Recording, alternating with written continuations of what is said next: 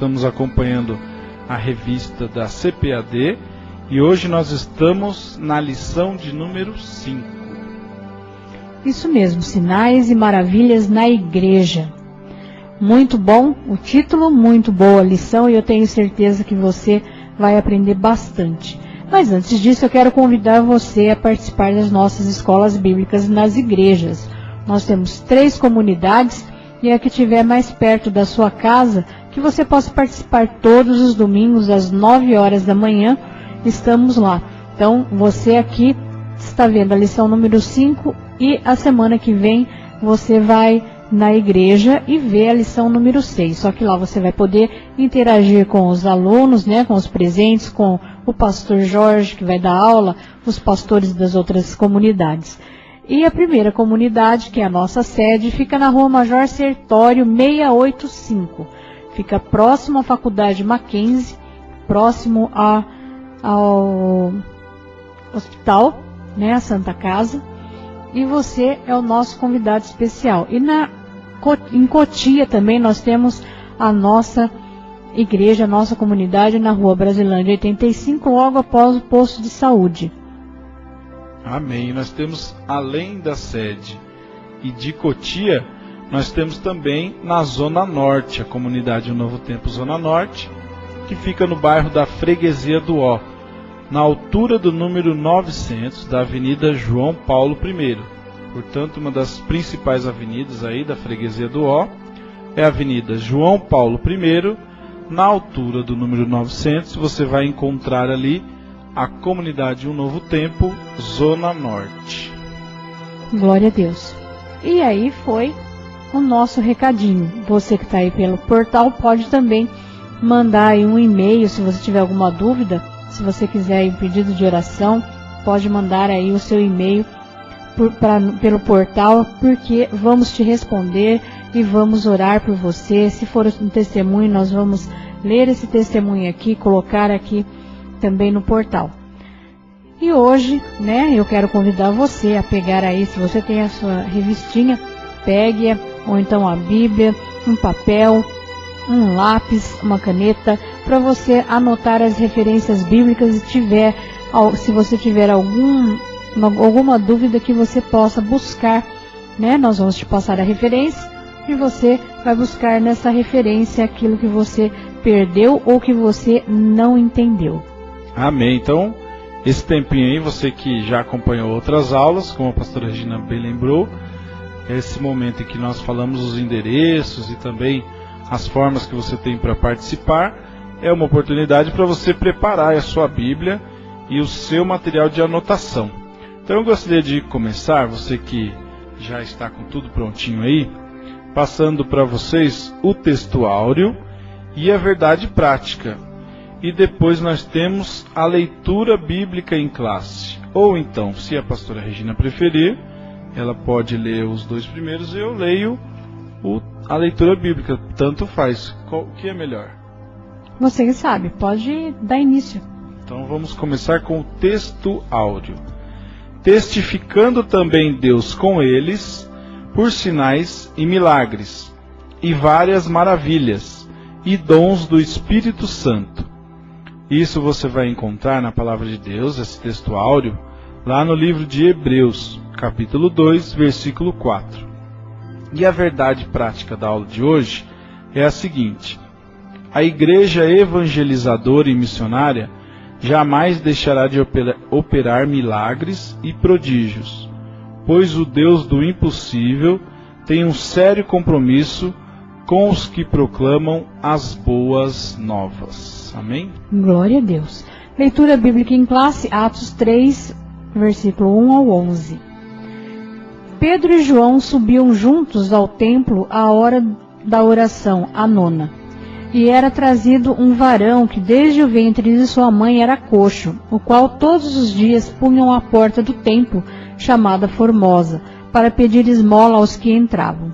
Ele, vendo a Pedro e a João, que iam entrando no templo, pediu que lhe dessem uma esmola. E Pedro, com João, fitando os olhos nele, disse: Olha para nós. e olhou para eles, esperando receber alguma coisa. E disse Pedro: não tenho prata nem ouro, mas o que tenho, isso te dou. Em nome de Jesus Cristo, o Nazareno, levanta-te e anda. E tomando-o pela mão direita, o levantou, e logo seus pés e tornozelos se firmaram. E saltando ele, pôs-se em pé, e andou, e entrou com ele no templo, andando e saltando, e louvando a Deus. E todo o povo viu andar e louvar a Deus.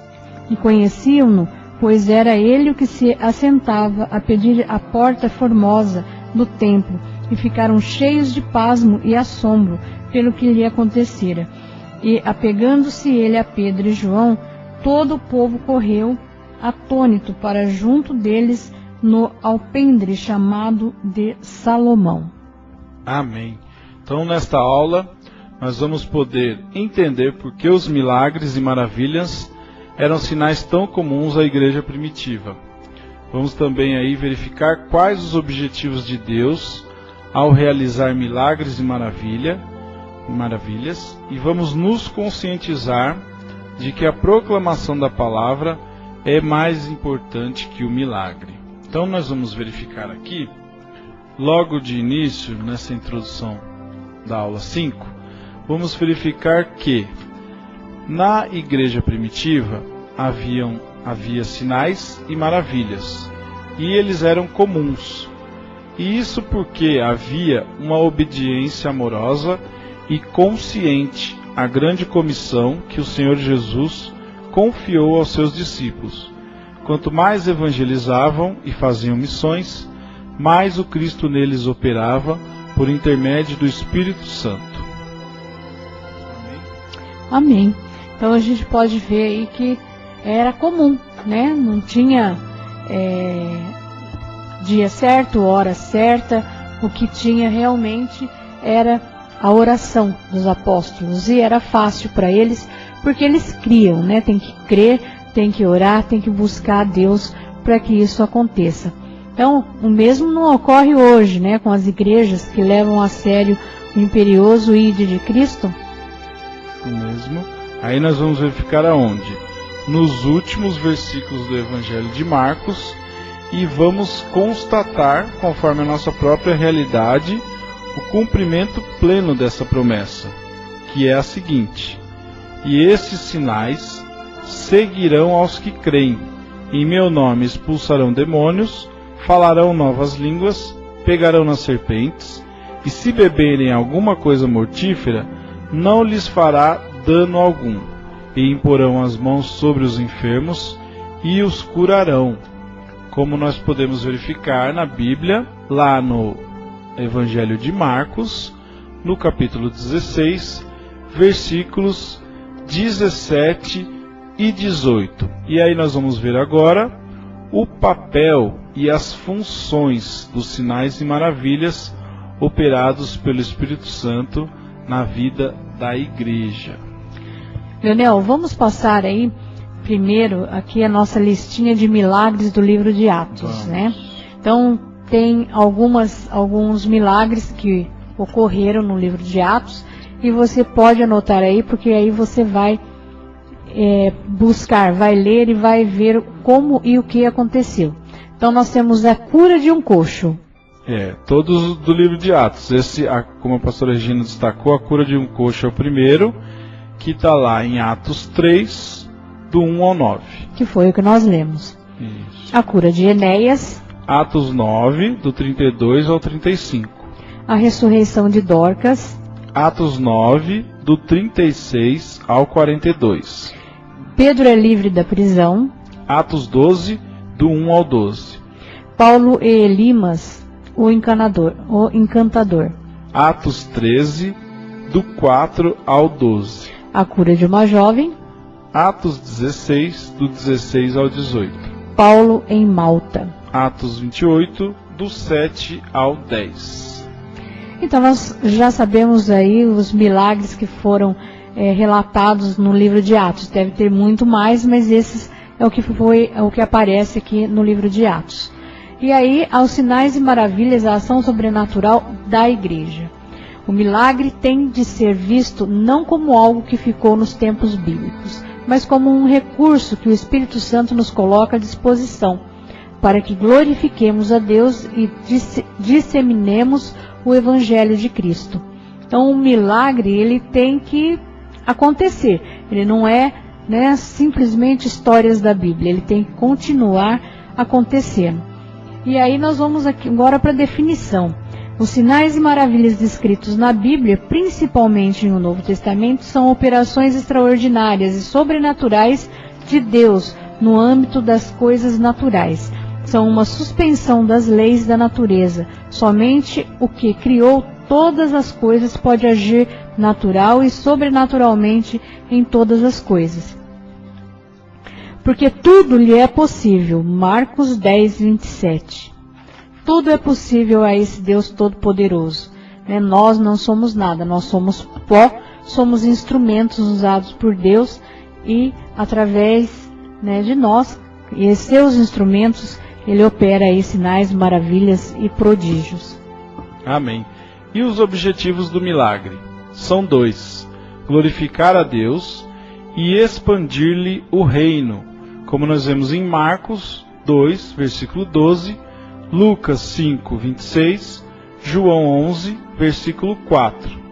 Em Atos, os prodígios operados pelos apóstolos abriram-lhes as portas da palavra, a fim de que anunciassem com poder e destemor o Evangelho. Haja visto o ocorrido na Porta Formosa, Atos 3, do 1 a 11. E o ocorrido em Listra, Atos 14, do 8 ao 18. A intervenção sobrenatural de Deus visa também beneficiar o ser humano. Alguém que é curado do câncer, por exemplo, enaltece o nome do Senhor pelo favor imerecido. O milagre, portanto, não tem por objetivo criar um espetáculo. Foi por isso que o Senhor emudeceu-se e nada fez, ante a curiosidade de Herodes. Lucas 23, 8 e 9. Somente os que buscam a própria glória transformam sinais e maravilhas em um show. A gente vê muito show por aí, O milagre da Porta Formosa. Em Atos capítulo 3, Pedro e João dirigiam-se ao santo templo a fim de orarem, quando se depararam com aquele coxo de nascença que diariamente era trazido ao lugar sagrado para esmolar. Atos 3, 2. Observamos que os apóstolos subiam juntos à casa de Deus para buscar ao Senhor. Se juntos clamavam ao Senhor, juntos estavam prestes a realizar um grande milagre. Amém. E oração e milagre. Olha, sem oração não há poder. Moisés e Jesus, que operaram grandes e portentosos sinais, viviam em constante oração e jejum. Êxodo 24, 12 ao 18 e Mateus 4, 2. Se nós, obreiros desta geração, quisermos também realizar milagres e maravilhas, é necessário que juntos, à hora da oração, subamos ao templo. A mão do nosso Deus não está encolhida para efetuar o sobrenatural. Glória a Deus. Aí a gente vê, a hora nona, muita gente tem uma curiosidade, Por que hora nona? E qual era essa hora? Hora nona era às 3 horas da tarde. Porque no calendário judaico, o início era 6 horas da manhã. 6 horas da manhã era a primeira hora, Então, a hora nona seria às 3 horas da tarde. Por isso que, naquela época, muito se falava em orar na hora nona, Que realmente era, já era deles mesmos orarem esse horário, porque deveria ter algum motivo. O que você acha? Qual é o horário melhor para orar, Leonel? Eu acredito que logo que você levanta, A hora que você levanta seria aí a sua hora nona. Se você levanta às 6, sua hora nona é às 6. Eu acredito que o melhor momento é a hora que você levantou, já faz a sua oração já. E muitas vezes o corre-corre do dia a dia acaba até, se você não estiver atento, você já sai todo corrido aí, já acorda atrasado, já sai comendo um pão aí. Mas o ideal é que você levante e já tenha um tempo a sós com Deus aí logo que você acorda e já fica aí em consagração aí na presença de Deus, pede proteção, agradece a Deus por mais um dia e pede também o livramento, faz enfim a sua oração, tem a sua conversa aí com Deus. Se você estiver buscando alguma coisa, você pode fazer aí um propósito com Deus e ter um horário, né? Por exemplo, vou orar 7 dias às 3 horas da tarde, né? Na hora 9. Aí é diferente. E quando nem ouro nem prata fazem a diferença. Ao ver os apóstolos, esperava o coxo receber deles alguma coisa. Todavia, declarou-lhe Pedro: não tenho prata nem ouro, mas o que tenho, isso te dou. Em nome de Jesus Cristo Nazareno, levanta-te e anda. Atos 3:6. Hoje, há muitas igrejas ricas e poderosas. Algumas dessas, porém, já não conseguem mostrar o poder que operava nos apóstolos. Sim, elas possuem muita prata e muito ouro, mas nenhum poder. O ouro e a prata somente são eficazes quando utilizados na expansão do reino de Deus. Caso contrário, de nada valem diante daquele que disse: minha é a prata e meu é o ouro, disse o Senhor dos Exércitos. Ageus 2:8. Portanto, evangelizemos e façamos missões. E o milagre na Porta Formosa. O mendigo, ele estava ali justamente na Porta Formosa do Santo Templo. Atos 3:2. E era um contraste, porque diante de toda aquela suntuosidade, um mendigo. A porta era formosa e rica. No entanto, achava-se fechada para aquele homem que estava ali com aquela doença e empobrecido por sua condição social. Mas aquela porta também não prevaleceria contra a igreja primitiva, que sob a palavra de Pedro, foi usada por Cristo para realizar aquele sinal que sacudiu toda Jerusalém. E o homem pôs-se a andar e a saltar de alegria, ressaltando assim a beleza daquela porta, daquele local. E olha, a gente vê, realmente foi esse milagre, foi algo assim, para honra e glória do Senhor, né? Porque aquele homem, desde que nasceu, era coxo. E olha só a situação, a família colocava ele na Porta Formosa todos os dias para ele pedir esmolas. Então, de repente, aqueles que não tinham ouro nem prata, lhes deram o milagre, né? Eles deram o milagre. Por quê? Porque eles oravam, porque eles buscavam, e isso passaram para ele. E olha só que milagre tremendo. Nunca mais o coxo ia ter que pedir esmola. Ele estava pronto para trabalhar, não ia mais passar por tantas dificuldades, né, tantas humilhações, e estar ali, né, jogado, rastejando no chão, mas estaria de pé para honra e glória do Senhor, para continuar uma vida, né, uma vida que ele não teve até então. Mas tudo mudou, realmente não foi um milagre. O milagre foi somente de ele estar andando. Não, o milagre foi da sua vida todinha. E é assim que Deus opera. Quando Deus opera um milagre na sua vida, é para transformação geral. Não é somente para aquela situação, né? Por exemplo, sou surda. De repente é bom ser surdo, né? Em algumas situações, tem alguma vantagem. O surdo, olha só, quando ele recebe esse milagre, o que não vai mudar na vida dele? Muda totalmente a sua vida, muda totalmente a vida da sua família.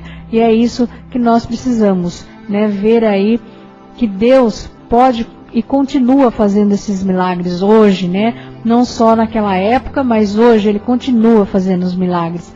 Nós precisamos buscar mais de Deus, porque isso, mas eu estou esperando um milagre lá do pastor.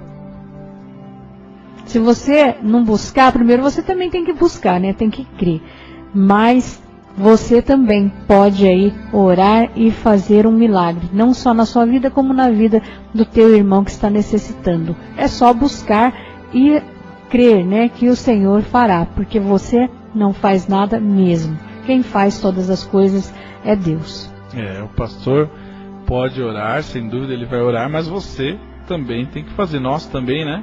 Temos que fazer a nossa parte. E eu estava lembrando também outro milagre que tem uma citação com dinheiro, né? Que nem ouro nem prata fazem a diferença. E tem também aquela passagem que narra o milagre da mulher do fluxo de sangue. E lá fica registrado que ela gastou tudo o que ela tinha. Então, tanto aqui ele esperava ouro e prata e não foi o que veio no primeiro momento, e também, se ele fosse, ainda que ele fosse rico, também não seria garantido que ele conseguiria, também não teria importância para o milagre, porque aquela mulher do fluxo de sangue, ela chegou a perder todos os recursos que ela tinha na busca da solução do problema dela, e só depois que ela encontrou, que ela tocou ali nas vestes do nosso Senhor Jesus, é que ela conseguiu alcançar o milagre dela também. Então, nesse caso também, é outro exemplo, né, em uma situação diferente, mas também que nem o ouro nem a prata fizeram a diferença. O que fez a diferença foi a fé daquela mulher e a experiência que ela teve com Jesus. É isso mesmo. O ouro e a prata pertencem a Deus, né? Ele é o dono de todas as coisas, e eles, quando ele, né, no caso do coxo aqui, até isso ele preparou, né? Ele teve um milagre completo. Então ele não estava mais vivendo de migalhas, ele poderia viver de coisas grandes. Amém. E o milagre abre a porta da palavra. Realizado o milagre, o que fizeram os apóstolos? Certamente eles não trabalharam seu marketing pessoal, nem foram abrir uma igreja independente. Sabendo que a excelência estava em Cristo e não em si, aproveitaram a ocasião a fim de proclamar o Evangelho. Como tem você agido quando Deus usa-o na realização de um milagre ou prodígio? Chama a glória toda a si ou glorifica o Senhor da glória? Observe o modo como os apóstolos trataram o prodígio. A proclamação da palavra é mais importante que o milagre. Não resta dúvida de que um portento fora realizado. Era notório a todos. Atos 4:16. Era algo simplesmente inegável. Todavia os apóstolos estavam prestes a mostrar que aquela ocasião era mais do que propícia à proclamação da palavra de Deus. Hoje temos muitas terças e quintas-feiras de milagres, mas que todos os dias sejam dedicados à pregação do Evangelho. O Senhor Jesus estará presente entre nós, operando sinais e prodígios diariamente. A proclamação da palavra deve ser feita a tempo e a fora de tempo. É o que recomenda Paulo a Timóteo. Conjuro-te, pois, diante de Deus e do Senhor Jesus, que há de julgar os vivos e os mortos, na sua vinda e no seu reino, que pregues a palavra, instes a tempo, redarguas, repreendas, exortes, com toda a longanimidade e doutrina. 2 Timóteo, capítulo 4, versículos 1 e 2. Ou seja, portanto, Pedro e João, como nós vimos aqui, eles não utilizaram essa situação como, infelizmente, a gente já pode ter ouvido falar, ou poderia acontecer, né, pastora Regina, de, puxa, olha que o boca a boca vai explodir, né? Fomos nós que fizemos a cura, e eles não fizeram isso, né? Como ficou bem destacado aqui. Ao contrário, eles viram ali que era uma oportunidade e aproveitaram a oportunidade para quê? Para proclamar o Evangelho de Cristo, tanto para o povo quanto para os sacerdotes. Então nós podemos ver aí, lendo com atenção, os capítulos 3 e 4 de Atos dos Apóstolos, e aí nós vamos constatar, e vamos ver quantas portas a pregação da palavra foram abertas. Por quê? Através do milagre. E o milagre que foi realizado, milagres, né, que foram realizados pelos apóstolos, não só esse na Porta Formosa como outros, mas aqui especificamente esse do coxo na Porta Formosa. E você, tem aproveitado as oportunidades para anunciar a mensagem da cruz? Ou acha que o milagre não passa de um espetáculo? É chegado o momento de se pregar a tempo e a fora de tempo que Cristo Jesus morreu e ressuscitou para salvar o pecador. Amém? Amém. Então a gente vê que naquela época, eu estou falando naquela época, hoje tem suas exceções, mas naquela época eles tinham ali a certeza que a excelência estava em Cristo. Naquela época. E não em si, Não havia exceção, Não havia exceção. Hoje a gente vê muita igreja independente exatamente por isso, um marketing pessoal. Então a pessoa está orando e começa aí a ver sinais, maravilhas e prodígios. O que ela faz? Ela faz o seu marketing, vai lá, abre uma igreja independente e começa uma igreja. Acontece que a excelência está em Cristo, não está na pessoa. A pessoa pode ter o dom, e aquilo que está sobre ela está sobre a igreja. Em primeiro lugar, está sobre a igreja. Então, nós que estamos debaixo de autoridades, nós que estamos dentro das igrejas, Deus ordena a bênção dentro da igreja. E é dentro da igreja que a gente recebe aí os sinais, as maravilhas, os prodígios, as curas, as libertações. Muitas igrejas têm aí os dias específicos para isso. Mas o que aqui nos ensina, o que a gente precisa é proclamar o Evangelho. Nós precisamos da palavra de Deus. Porque a palavra de Deus nos liberta, a palavra de Deus nos cura, a palavra de Deus nos dá um novo vigor, nos dá avivamento, nos dá sinais, maravilhas e prodígios. A partir do momento que a gente tem conhecimento da palavra de Deus e sabemos aquilo que Deus tem para as nossas vidas, tudo pode acontecer. Somente creia, Creia que o Senhor fará. Você vai ver a glória de Deus sobre a sua vida se você crer. Então, há igrejas aí, a gente conhece algumas igrejas que de segunda a segunda tem cultos, mas os cultos são aí de sinais, de revelações, e pouco se ouve a palavra de Deus. E sem ouvir a palavra de Deus, nós não crescemos, nós não temos fé suficiente para receber muitas vezes a revelação que foi imposta sobre nós. E sem fé também, muitas vezes essa revelação vai se tornar uma maldição. Então nós precisamos ter o conhecimento da palavra de Deus. Nós precisamos estar dentro das igrejas, mas ouvindo a palavra de Deus. Mas não vai acontecer? Não, vai sim, tem que acontecer.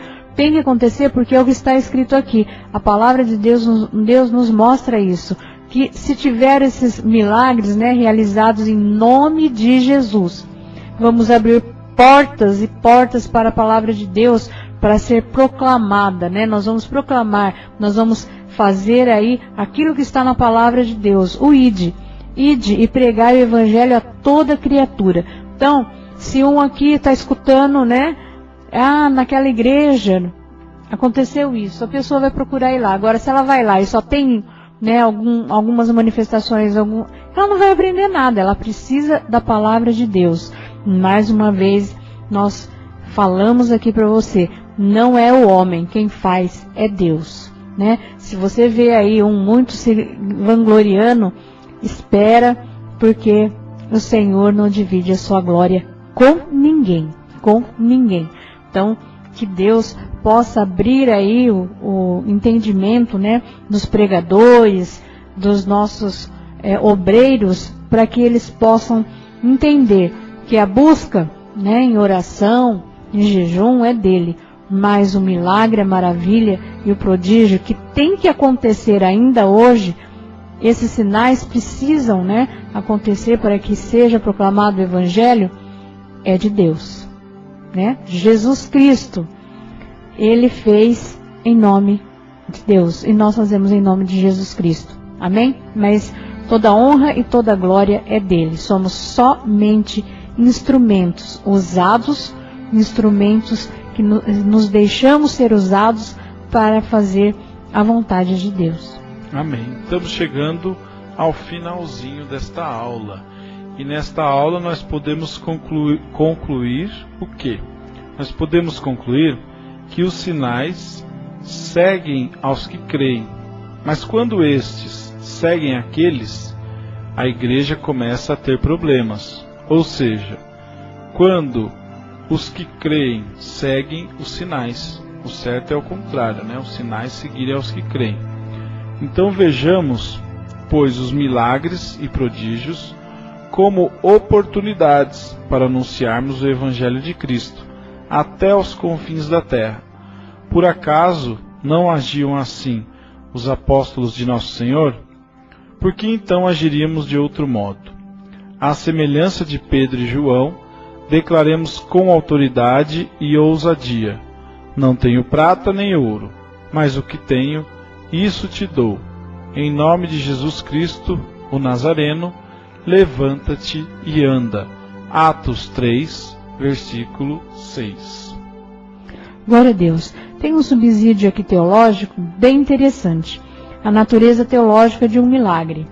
Cada uma dessas três palavras que se referem a eventos sobrenaturais, sinal, maravilhas e poder, delinea um aspecto do milagre. Um milagre é um evento incomum, maravilha, que transmite e confirma uma mensagem incomum, o sinal, por intermédio de uma habilidade incomum, poder. Do ponto de vista divino privilegiado, o milagre é um ato de Deus, poder, que atrai a atenção do povo de Deus, maravilhas, para a palavra de Deus por meio de sinais. Eles são normalmente utilizados como sinais para confirmar um sermão, como maravilhas para verificar as palavras de um profeta, como milagre para ajudar a estabelecer a sua mensagem. João 3:2, Atos 2:22. Um milagre, portanto, é uma intervenção divina, ou uma interrupção no curso regular do mundo que produz um evento com um objetivo definido, o qual, apesar de incomum, não ocorreria ou não poderia ocorrer de outra forma. Nessa definição, as leis naturais são compreendidas como sendo a forma normal, regular e geral pela qual o mundo funciona. Entretanto, o milagre ocorre como um ato incomum, não padronizado, específico de um Deus que transcende o universo. Isto não significa que os milagres são contrários às leis naturais. Significa simplesmente que eles são originados em uma fonte que está além da natureza. Amém? Amém. Então, glória a Deus, né? Nós chegamos ao final, né? Nós já sabemos aqui o que é milagres, maravilhas, prodígios, né? Esses sinais todos. Mas eu quero que você se atente mais uma vez para isso, para que a palavra de Deus seja pregada e para que Deus seja exaltado. A glória pertence somente a Ele, ao Deus Pai, ao Deus Filho e ao Deus Espírito Santo de Deus. E eu vou convidar você para estar conosco amanhã, desculpem, você para estar conosco quarta-feira que vem às 19 horas, onde nós vamos estar na lição número 6, a importância da disciplina na igreja. Começou a apertar, né, Leonel? Começou a dar uma enroscadinha, mas é bom a gente aprender, é bom a gente saber, porque muitas vezes nós achamos que estamos certos ou achamos que tudo está certo e não tem nada certo, está tudo errado. Amém? Então até quarta-feira que vem, em nome de Jesus, e tenha aí uma semana de gozo, de paz e de alegria para a honra e glória do Senhor. Amém. Eu também me despeço e convido também, reforço o convite da pastora Regina, para que nós possamos ver aí que a disciplina, apesar de dar uma apertadinha, né, como a pastora Regina lembrou, ela é importante. Nós vamos ver aí exatamente isso, a importância da disciplina. Então, você que puder, esteja conosco na quarta-feira que vem, às 7 da noite, para mais uma escola bíblica pela internet. E convide também uma pessoa, divulgue também para uma pessoa que você conheça, que gostaria de aprender um pouco mais sobre a palavra de Deus. E nós estaremos aqui juntos, estudando mais uma lição da nossa escola bíblica pela internet. Até quarta-feira que vem, se Deus quiser. E Deus abençoe a todos, em nome de Jesus.